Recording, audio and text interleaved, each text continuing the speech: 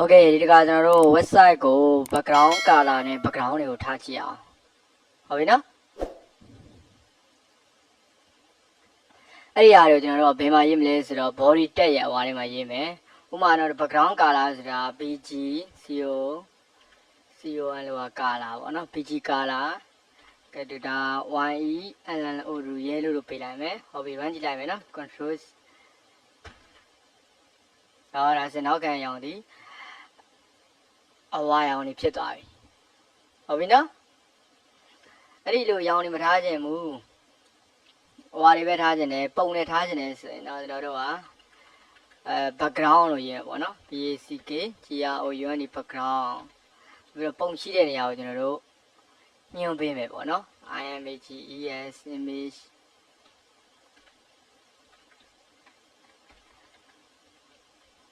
ဟုတ်ပြီငါကြည့်လိုက်မယ်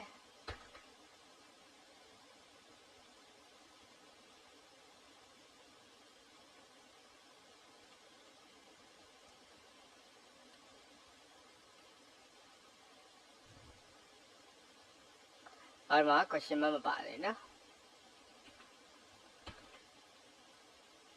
ဟုတ်ပြီနောက်မှာဒီရဲ့ပုံလေးဖြစ်နေ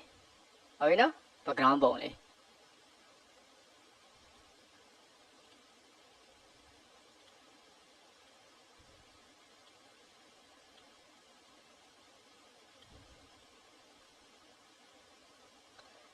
โอเคအဲ့ဆိုတော့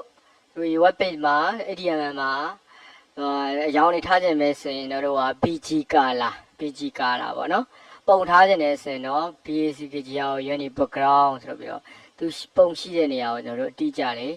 ညွှန်ပေးရမယ်โอเคနော်ဒါဆိုကြကျွန်တော်က